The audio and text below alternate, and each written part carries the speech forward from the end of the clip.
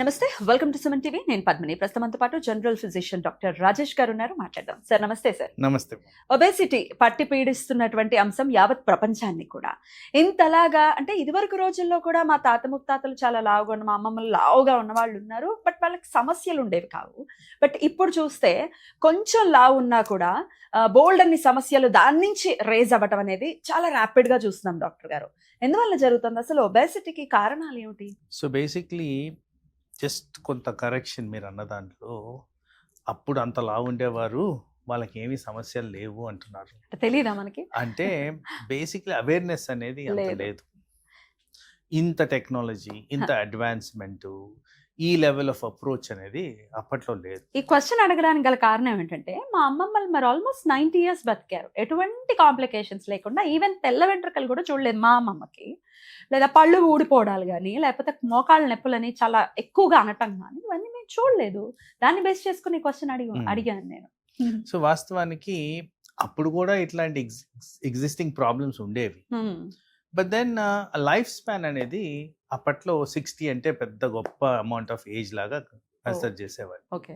But then ఇప్పుడున్న దాంట్లో మీరు అన్నట్టు అప్పుడు తెల్ల వెంట్రుకలు లేవు, హెల్దీగా ఉండేవారు, ఇవన్నీ కూడా ఎస్ యాక్సెప్టబుల్ థింగ్స్. కానీ దానికి యాక్సెప్టెన్స్ ఏంటంటే, మీ న్యూట్రిటివ్ వాల్యూస్ ఎలా ఉన్నాయి, వాట్ కైండ్ ఆఫ్ ఫుడ్ మీరు తింటున్నారు, what kind of life style మీరు మెయింటైన్ చేస్తున్నారు. అట్లీస్ట్ ఇప్పుడు నేను నా ఏజ్లో కూడా నేను గమనిస్తే అర్లీగా పడుకునే వాళ్ళం, అర్లీగా లేసేవాళ్ళం, ఎక్సర్సైజ్ చేసేవాళ్ళం, ఆటలాడుకునే వాళ్ళం. ఎవరు చేస్తున్నారండి ఇప్పుడు? సో వీటి ద్వారా ఒక హెల్దీ లైఫ్ స్టైల్ వస్తుందని ఇట్స్ అన్ ఎస్టాబ్లిష్డ్ ఫ్యాక్ట్. మనం దాని కొద్ది రాకెట్ సైన్స్ లేదు దాంట్లో. నార్మల్ వే ఆఫ్ లైఫ్ ఇది వరకు ఎలా అయితే మనం పాతకాలం వాళ్ళు సజెస్ట్ చేసినట్టు బతికాము, అది కరెక్ట్ లైఫ్, అది హెల్దీ లైఫ్ స్టైల్ అని ఇప్పుడు మనం మాట్లాడుతున్నాం. కరెక్ట్, బ్యాక్ టు బేసిక్స్ కి వెళ్తున్నాం. సో అట్ దట్ పాయింట్ మనం పాతకాలం మనుషుల గురించి మాట్లాడితే, అన్పాలిష్డ్ రైస్ మంచిది, కానీ అప్పుడు ఏమనే వాళ్ళు, పాలిష్డ్ రైస్ ఎక్స్పెన్సివ్, అది రిచ్ పీపుల్ తినాలి, ఇట్లా ఉండేది. అలాగే సజ్జలు, జొన్నలు, ఇవన్నీ ఏవైతే ఇప్పుడు ఫాలో అవుతున్నామో అప్పుడు వాళ్ళు తినేవాళ్ళు. మరి వాటిని ఇప్పుడు మనం హెల్తీ అంటున్నాం, these are good for health అంటున్నాం. మరి అవి ఫాలో అయ్యారు కాబట్టి దాని కారణంగా వాళ్ళ బాడీస్ హెల్తీగా ఉండేవి, న్యూట్రిటివ్ ఎలిమెంట్స్ బాగుండేవి. సో ఇక్కడ ఏంటంటే, అప్పట్లో పాతకాలంలో ప్రతి ఒక్కరి ఇంట్లో ఒక రీజనబుల్ సైజ్ ఇంట్లో బావులు ఉండేవి. బావుల్లోంచి నీళ్లు తోడుకొని తాగేసేవాళ్ళం. ఇప్పుడు తాగమనండి, వెంటనే గొంతులు పట్టేస్తాయి. సో బేసిక్లీ ఏంటంటే, ఆ మినరల్స్, ఆ అమౌంట్ ఆఫ్ విటమిన్స్, ఆ అమౌంట్ ఆఫ్ న్యూట్రిటివ్ వాల్యూస్ ఉన్న ఫుడ్స్ అవన్నీ డిసపియర్డ్ వాస్తవానికి. ఇప్పుడు తిన్న ఫుడ్స్ అన్ని కూడా ఊబకాయానికి దారి తీసే విధంగా ఉన్నాయి. It's all processed food, body మీద అనర్థాలు చూపించే విధంగా ఉన్నాయి. కాబట్టి ఇప్పుడున్న ఫుడ్కి అప్పుడున్న ఫుడ్కి తేడా ఆ విధంగా కనిపిస్తుంది. కాబట్టి ఒబేసిటీ ఈజీగా వస్తుంది. సో ఇక్కడ ఒక క్యాలరీ కౌంట్ కానీ తీసుకుంటే, ఇప్పుడు పొట్టు తీసేసిన వడ్లు జీర్ణాశయంలో కొద్దిగా టైం పడతాయి ఇది అరగడానికి. అలాగే పాలిష్ చేసిన బియ్యాన్ని చాలా ఈజీగా అరాయించుకుంటాము, దాని కారణంగా త్వరగా షుగర్ క్యాలరీస్ రిలీజ్ చేస్తున్నారు. సో ఇవన్నీ కూడా అబ్జెక్టివ్స్గా తీసుకుంటే ఊబకాయానికి కారణాలు ఏంటనేది అర్థమైపోతుంది. Right sir. సో ఇవి కారణాలు. అయితే ఇందాక మీరు అన్న పాయింట్స్ లో ఎర్లీ టు బెడ్ అనేది ఇది వరకు రోజుల్లో ఉండేది. చాలా త్వరగా 7 o'clock కి కూడా చక్కగా పడుకునే వాళ్ళు ఉండేవాళ్ళు. అంటే 5 కి లేకపోతే 6 కి అట్లీస్ట్ డిన్నర్ ఫినిష్ చేసేసుకోవటం, త్వరగా పడుకోవటం, త్వరగా లేవటం. ఈ త్వరగా పడుకోవటం, త్వరగా లేవటం కూడా ఒబెసిటీ నుంచి బయటపడటానికి హేతు అవుతుందా? అది హెల్ప్ అవుతుందా? అబ్సల్యూట్లీ. ఇది కొద్దిగా సైంటిఫిక్ అనాలిసిస్ కావాలి మనకి. ఇక్కడ ఏంటంటే, బాడీలో ఒక యంత్రం అనేది జరుగుతూ ఉంటుంది. ఆ యంత్రం రాత్రులు ఆపేస్తాము, పగలు ఆన్ చేస్తాం. This is how body metabolism అనేది పనిచేసేది. ఎంత లేటుగా మనం స్టార్ట్ చేస్తే అంత లేటుగా యంత్రం అనేది స్టార్ట్ అవుతుంది. కాబట్టి మనకి క్యాలరీ ఎక్స్పెండిచర్ అనేది తగ్గిపోతుంది. సో యాక్టివిటీని మనం ఉద్దేశించి మాట్లాడుతున్నప్పుడు, ఎర్లీగా మనం యాక్టివిటీ ఆన్సెట్ చేస్తే బాడీలో జరగాల్సిన వివిధ రకాల క్రియలు, అవి జీవక్రియలు కావచ్చు, ఏవైతే అవయాలు ఫంక్షనాలిటీ కావచ్చు, అన్ని విధాల యాక్టివేట్ అయిపోతాయి. కాబట్టి క్యాలరీ అనేది బర్న్ అవుతుంది. బర్న్ అయినప్పుడు మీకు ఊబకాయం వచ్చేదానికి ఛాన్స్ లేకుండా ఉంటుంది. ఎక్సెస్ అమౌంట్ ఆఫ్ క్యాలరీస్ ఉన్నప్పుడే ఫ్యాట్ అనేది డిపాజిట్ అవుద్ది. This is science. సో ఈ విధంగా చేసుకుంటే మంచిది. So early onset of a day, early finish of a day, 2 విధాల మనకి హెల్ప్ఫుల్ అనేది శాస్త్రపరంగా రుజువులు ఇవి. ఖచ్చితంగా దాన్ని ఫాలో చేయాల్సి ఉంటుంది. Yes. మన పెద్దవాళ్ళు ఈ రుజువులు లేనప్పటికీ ఇవి ఫాలో చేసే వాళ్ళు హెల్తీగా ఉన్నారు. Yeah. అవి వదిలేసాము, హెల్త్ ని పాడు చేసుకున్నాము. కరెక్ట్. రైట్. అయితే ఈ ఒబెసిటీకి ఇంకా అంటే మేము ఫుడ్ విషయంలో మేము చాలా కంట్రోల్డ్ గా ఉన్నామండి. ర్యాపిడ్ గా వెయిట్ గెయిన్ అనేది వచ్చేసింది. ఎందువల్ల వచ్చిందో తెలియట్లేదు. ఎక్సర్సైజ్ కూడా చేస్తున్నాం, అయినా కూడా మాకు వెయిట్ గెయిన్ అవుతున్నాం మేము. ఎందువల్ల అంటే what is your answer so doctor? దీనికి కొద్దిగా సైంటిఫిక్ డేటా కావాలి. ఇదేంటంటే మనకి బాడీలో ఈ ప్రక్రియలు ఏవైతే మాట్లాడానో వీటిల్లో హార్మోనల్ బ్యాలెన్స్ అనేది కావాలి. ఈ హార్మోన్స్లో కొన్ని హార్మోన్స్ ఆకలి పుట్టించడం, ఆకలి తీర్చే విధంగా 2 విధాల పనిచేస్తాయి. వీటిల్నే లెప్టిన్స్ అండ్ గర్లిన్స్ అంటాం. Okay. సో వీటిల్లో ఇంబ్యాలెన్స్ వచ్చినప్పుడు, ఈ ఇంబ్యాలెన్స్ ఎలా వస్తుంది? సరిగ్గా నిద్రపోకపోవడం, మానసిక ఒత్తిడికి గురవడం, స్ట్రెస్ ఎక్కువగా తీసుకోవడం, వీటి కారణంగా ఇంబ్యాలెన్స్ వచ్చినప్పుడు అధికంగా తినేయడం, దాని కారణంగా ఊబకాయానికి దారి తీయడం అనేది జరుగుద్ది. సో వీటిని సరిదిద్దుకునే విధంగా చేయాలంటే మనం చేసే జీవన విధానాలు ప్రాపర్గా ఉంటే ఇది సెట్ అవుతుంది. అండ్ ఇది ఒకరోజు చేసినందుకు బెనిఫిట్ రాదు. అట్లీస్ట్ ఒక 3-4 వీక్స్ చేస్తేనే బాడీలో ఆ సెట్ రైట్ రిథమ్ అనేది వస్తుంది. సో ఇలాంటివి చేస్తే మనకి బాడీలీ హెల్తీ బెనిఫిట్స్ వచ్చేదానికి ఛాన్స్ ఉంటుంది. పిల్లలు పుట్టిన తర్వాత చిన్న చిన్న పసిపిల్లలు అయితే కొంచెం బొద్దుగా ఉంటే బాగుండు అని అనిపిస్తుంది. ఓవర్ ఎ పీరియడ్ వారు పెరుగుతూ ఉంటే అలా లావుగా ఉంటే కాదు, లావు అవ్వద్దు, సన్నగా ఉండాలి అని అంటూ ఉంటారు. సో ఇదంతా భలే ట్రికీగా ఉంటుందని అనిపిస్తుంది. అయితే పిల్లల్లో ఒబెసిటీ కూడా మనం అబ్జర్వ్ చేస్తున్నాం. పిల్లల్లో ఒబెసిటీ అనేది ఎటువంటి డేంజరస్ పరిస్థితులకి దారి తీస్తుంది డాక్టర్ గారు? సో వాస్తవానికి ఈ మధ్య వచ్చిన సైంటిఫిక్ అనాలిసిస్, ఈ మధ్య లాస్ట్ 3-4 ఇయర్స్లో వచ్చిన సైంటిఫిక్ అనాలిసిస్ ప్రకారం చూస్తే ఒక బేబీ పుట్టక ముందు కూడా సైజ్ పెద్దగా ఉంటే డయాబెటీస్కి దారితీస్తుందని సైంటిఫిక్ రుజువులు ఉన్నాయి. తర్వాత మీరు అన్నట్టు ముద్దుగా బొద్దుగా ఉన్నారు, వీళ్ళందరిలో కూడా ఇన్సిడెన్స్ ఆఫ్ డయాబెటీస్ ఎక్కువగా ఉంది, మెటబాలిక్ డిజీజ్ ఎక్కువగా ఉందని కూడా గమనించారు. అండ్ దీనికి కొద్దిగా అనలిటికల్గా తీసుకుంటే ఈ బొద్దుగా మొద్దుగా ఉండడం ఏం చేస్తున్నారు అందరూ? కాస్త ఫుడ్ ప్రేమతో కానివ్వండి, గారాబంతో కానివ్వండి కాస్త ఎక్కువ పెట్టారు. అండ్ ఆ క్వాలిటీ ఆఫ్ ఫుడ్ అంత మంచిగా లేనప్పుడు ఇలాంటి అనర్థాలు ఆబ్వియస్గా బాడీ మీద పడినప్పుడు లైఫ్ స్టైల్ డిజీజెస్ ఏవైతే మాట్లాడుతున్నామో అవి ఈజీగా కనబడుతున్నాయి.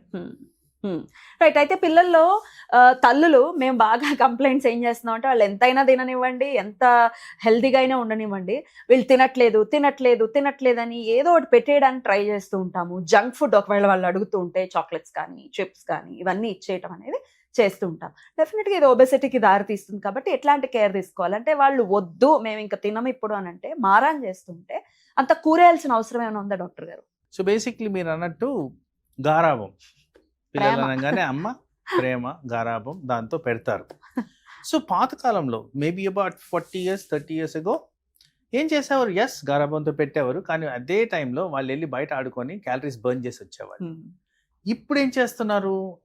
దానికన్నా అధికంగా క్యాలరీస్ తినిపించి, ప్రాసెస్డ్ ఫుడ్స్ తినిపించి, కూర్చోబెట్టి స్క్రీన్ చూపిస్తున్నారు. సో క్యాలరీ బర్నింగ్ అనేది ఎక్కడుంది? అది ఎప్పుడైతే over a period of time అంటే 3 నెలలే, 3 నెలల్లో ఆ ఎక్సెస్ అమౌంట్ ఆఫ్ క్యాలరీస్ ఏవైతే వెళ్తున్నాయో ఆబ్వియస్గా ఫ్యాట్ కింద జనరేట్ అయిపోతుంది. ఎప్పుడైతే హై అమౌంట్ ఆఫ్ ఫ్యాట్ బాడీలో కూరుతుందో ఇన్సులిన్ రెసిస్టెన్స్ ఏదైతే కామన్గా వింటామో డయాబెటీస్కి ఫస్ట్ స్టెప్, అది స్టార్ట్ అవడం, కొలెస్ట్రాల్ పెరగడం, ఇవన్నీ కూడా అనర్థాలే కదా మనకి. ఇలాంటివన్నీ స్లోగా యంగ్ ఏజ్లోనే 20 సంవత్సరాలకి 25 సంవత్సరాలకి స్టార్ట్ అవడం మొదలుపెట్టి ఈ అనర్థాలు మనం గమనిస్తున్నాం, వింటున్నాం. సో అందుకని జాగ్రత్త తీసుకోవాల్సిన అవసరం, అబ్సల్యూట్లీ జాగ్రత్త తీసుకోవాల్సిన అవసరం ఉంది. ఈ ఒబెసిటీ ఒకసారి వచ్చేసిన తర్వాత లేకపోతే ఇంకెన్ని ప్రయత్నాలు చేసినా మేము తగ్గట్లేదు అనుకున్నప్పుడు ఇప్పుడు లేటెస్ట్ గా వింటుంది ఏమిటంటే కొన్ని ఇంజెక్షన్స్ తీసుకోవటం అనేది వింటూ ఉన్నాం డాక్టర్ గారు. ఎంతవరకు సేఫ్? వెయిట్ లాస్ అవ్వడానికి టాబ్లెట్స్ వాడటం కానీ ఇంజెక్షన్స్ తీసుకోవటం గారు ఎంతవరకు కరెక్ట్? ఒక డాక్టర్గా అన్లెస్ మనకి లైఫ్ థ్రెటనింగ్ ప్రాబ్లం ఉంది, అన్లెస్ ఇది చేయకపోతే మనకి బాడీలో ఎఫెక్ట్స్ ఉంటాయి అనే తప్ప ఆ న్యాచురల్ పద్ధతుల్లో వెయిట్ తగ్గడం మంచిదని నేను బిలీవ్ చేస్తాను. సో ఎక్కడైతే రియాలిటీ అవసరం ఉంటుందో, ఎక్కడైతే లైఫ్ సేవింగ్ మెజర్స్ ఉంటాయో, ఎక్కడైతే మనకి అత్యంత అవసరం ఉంటుందో అక్కడ ఇలాంటి మందులు వాడడం కరెక్ట్ అని నా అప్రోచ్. ఇప్పుడు మోకాల ఆపరేషన్ చేయించుకోవాలి, బాగా లావుగా ఉన్నప్పుడు వాళ్ళు ఆప్ట్ చేసుకోవచ్చా? ఆప్ట్ చేసుకోవచ్చు, కానీ మోకాళ్ళ operation is not a life saving measure.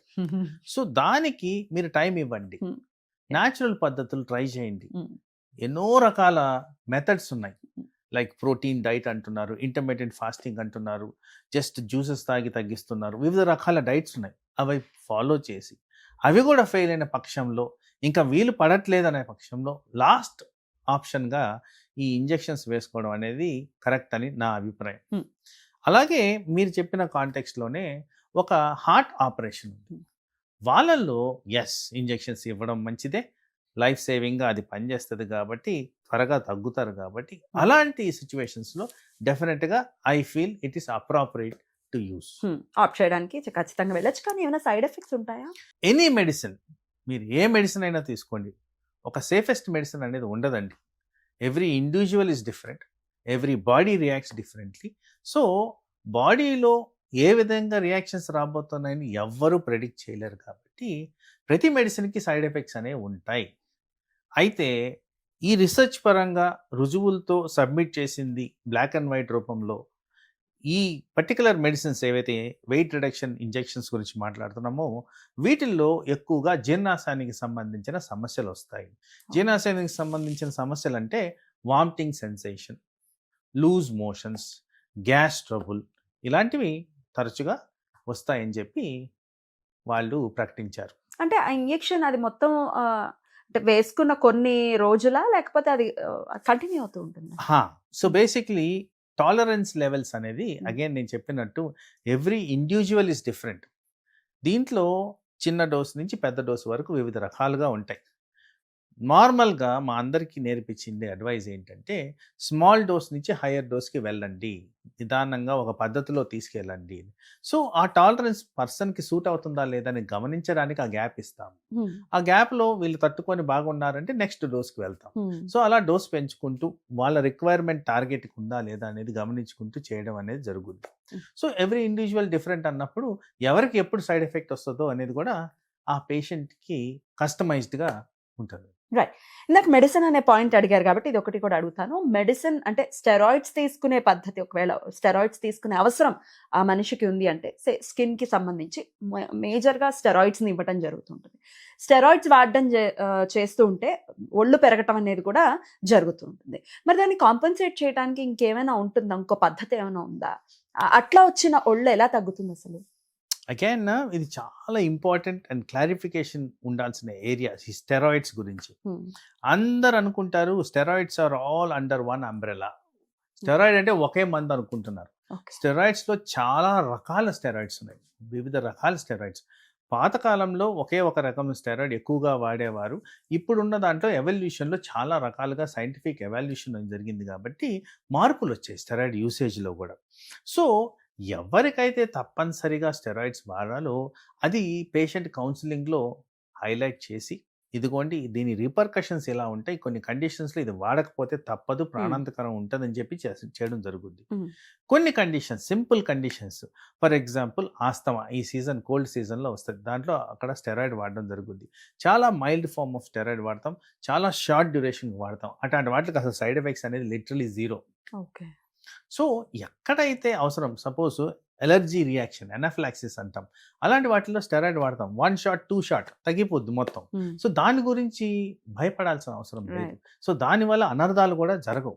ఎక్కడైతే లాంగ్ టర్మ్గా వాడతామో, హై డోసెస్గా వాడతామో అప్పుడు మనకి ఇష్యూస్, సైడ్ ఎఫెక్ట్స్ గురించి డెఫినెట్గా మనం ఆలోచించాల్సిన అవసరం అయితే ఉంటుంది.